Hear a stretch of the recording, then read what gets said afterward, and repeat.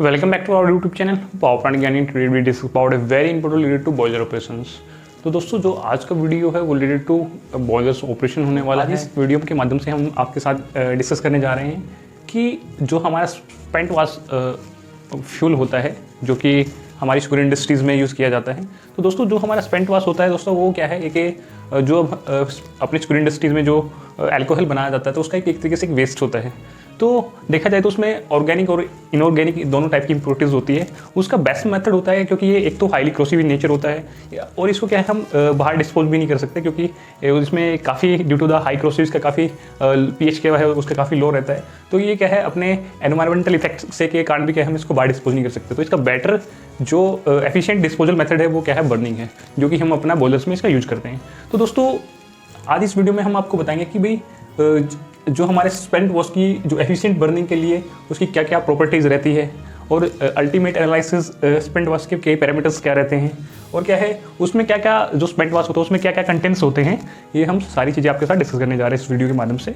तो दोस्तों ये क्यों जरूरी है, मैं आपको यहाँ पे भी क्लियर करना चाहूँगा कि ये क्यों जरूरी है। क्योंकि दोस्तों जो हम अल्टीमेट एनालिसिस यदि हमें थोड़ी हमें पता होगी तो क्या हम इसके साथ जो हमारी एक्सेस एयर है वो कैलकुलेट कर सकते हैं कि इसको बर्निंग के लिए कितना एक्सेस एयर रिक्वायरमेंट रहेगा और क्या है कितने ब्रिक्स में क्या है कितनी जीसीबी होती है। ये कई बार क्या है इंटरव्यू क्वेश्चन में पूछ लिया जाता है।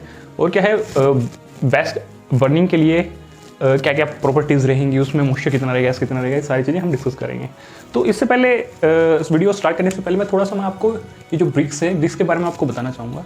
तो दोस्तों ब्रिक्स क्या होता है बेसिकली, ये क्या है जो हमारा स्पेंट वाश फ्यूल के अंदर जो स्क्रूज की जो परसेंटेज है वो इसको डिनोट करता है। तो दोस्तों जो बेसिकली क्या है यदि हम वन ब्रिक्स को यदि हम डिनोट करेंगे तो क्या होगा दोस्तों, ये क्या रहेगा 1 gram into 100 gram of solution.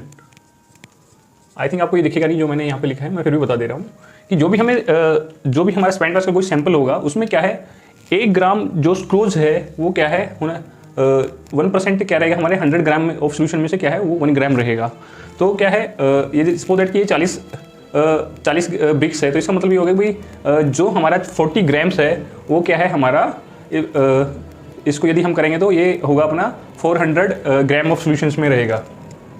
तो अभी मैं आपको यहाँ पे बताना चाहूँगा कि जो हमारा स्पेंट वाश के अंदर क्या है जो 40 ब्रिक्स का जो हमारा स्पेंट वाश है उसका मतलब क्या रहेगा कि भाई उस जो हमारा 40 ब्रिक्स का स्पेंट वाश है वो क्या है उसका जीसीबी क्या रहेगा 850 किलो कैलोरी पर केजी रहेगा।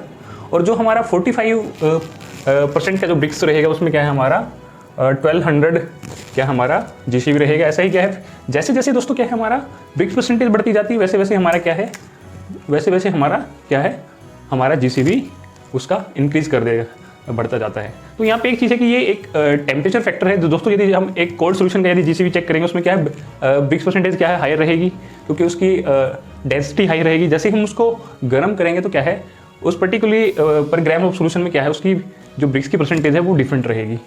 तो दोस्तों अभी नेक्स्ट है ये तो हमने बताया कि किस में कितनी ब्रिक्स में कितना जीसीबी रहता है। यदि मैं आपको यहाँ पे एक चीज़ ज़रूर बताना चाहूँगा, यदि आप इस तरीके के इंडस्ट्री में काम करते हो तो डेफिनेटली आप इसको राइट डाउन कर सकते हैं क्योंकि ये काफ़ी लंबे टाइम तक आपका साथ देने वाला है। तो नेक्स्ट है ultimate analysis of spent wash कि भाई जब हम स्पेंट वाश का अल्टीमेट एनालिसिस करेंगे तो उसमें कार्बन की परसेंटेज कितनी रहेगी होनी चाहिए वो 1.8 to 23% रहनी चाहिए इन बिटवीन। जो हाइड्रोजन की मात्रा रहती है वो 1.5 to 2.5% रहती है। वो ऑक्सीजन कंटेंट कितना रहता है उसमें 15 to 15% रहता है और नाइट्रोजन क्या रहता है 1.5 to 2% रहता है और जो सल्फर रहता है वो 0.5 से लेकर 0.7% तक रहता है। और जो हमें बेटर एफिशिएंट बर्निंग कराना है अपने स्पेंट वाश का इनसाइड द बॉयलर तो उसका जो ब्रिक्स के जो कंसंट्रेशन वो कितनी रहनी चाहिए वो 55 to 60% रहनी चाहिए। मॉइस्चर कंटेंट कितना रहना चाहिए 40 to 50% होना चाहिए। एस क्या है वो 18 से 20% होना चाहिए और जीसीबी क्या है वो 1550 से लेकर 1750 तक रहनी चाहिए। क्योंकि ये क्या है जो हम spent wash as a supporting fuel use करते हैं, जैसे कि हमारा कोयले के साथ एज हम क्या स्पेंट वाश यूज़ कर सकते हैं। तो क्या है इसकी जीसीबी हमारे क्या इन बिटवीन इतनी ही रहती है। और क्या है दोस्तों यदि हम जो ब्रिक्स की परसेंटेज क्या यदि हायर उसमें जाएंगे तो दोस्तों क्या है उसका एडवर्स इफेक्ट देखने को मिलता है हमारे साइड द बॉयलर फर्नेस। क्योंकि ये हाईली क्रोसिव नेचर है, ये क्या है हमारे जो बेड नोजल्स है उसको जल्दी से डिटोरेट कर देता है। और क्या है जो हमारा फ्लूइडाइजेशन बेड होता है क्या है उसमें क्लिंकर फॉर्मेशन के लिए ये भी काफ़ी मेजर रोल प्ले करता है। और क्या है जो हमारी जो हमारा मेम्ब्रेन पैनल रहता है, जो हमारा रेडिएशन जो होता है वो भी क्या उसके जो फर्नेस वाला क्या है वो उसको को भी कोरोसिव एक्शंस देखने को मिलते हैं वहाँ पे। तो ये हमने आपके साथ बताया कि भाई ये एफिशिएंट बनने के लिए ये जो हमारी प्रॉपर्टीज़ है इन बिटवीन होनी चाहिए, तभी हम क्या है एफिशिएंट बर्निंग कर पाएंगे। तो अभी इसमें क्या है कि उसमें कंस्टिट्यूएंट क्या क्या रहते हैं, जो वेरियस कंटेंट होते हैं स्पेंट वाश में वो क्या क्या रहते हैं। मेजरली क्या है, सिलिका क्या है 2.3 से लेकर 2.8% रहता है। आयरन ऑक्साइड Fe2O3 2 से लेकर 2.5% तक रहता है। कैल्शियम ऑक्साइड है 12 से लेकर 16% तक रहता है इसमें। मैग्नीशियम ऑक्साइड क्या है वो 6 से 7% रहता है। सल्फेट कितना रहता है इसमें 15 से 17% रहता है। और फास्फेट कितना रहता है इसमें PTO5 वो 8 से लेकर 12% तक रहता है। पोटासियम केट वो क्या रहता है, इसमें सबसे ज़्यादा क्या है पोटाशियम ऑक्साइड इसमें हायर रहता है, वो 45 टू लेकर 50% तक रहता है। और लास्ट में क्लोराइड्स वो 0.8 से लेकर 1.2% तक इसमें क्लोराइड्स की मात्रा पाई जाती है। तो दोस्तों ये सारी चीज़ें मैंने बताई कि जो हमारा स्पेंट वाश फ्यूल रहता है उसमें ब्रिक्स के अकॉर्डिंग उसकी GCV भी हमने आपके साथ बताया, अल्टीमेट एनालिसिस आपके साथ उनके साथ शेयर किया, और जो एफिशिएंट बर्निंग के लिए क्या क्या प्रॉपर्टीज़ रहनी चाहिए और क्या क्या कंटेंट होते हैं हमारे स्पेंट वाश फ्यूल के अंदर, ये सारी चीज़ें हमें आज आपके साथ डिस्कस की। तो दोस्तों इससे रिलेटेड आपको भी कोई क्वेरी है तो हम नीचे कमेंट सेक्शन में बता सकते हैं। तो दोस्तों इससे रिलेटेड आप और वीडियो चाहते हैं, स्पेंट वाश बॉयलर से रिलेटेड और वीडियो चाहते हैं तो डेफिनेटली आप हमें कमेंट सेक्शन में बताइए, डेफिनेटली हम उस पर काम करेंगे।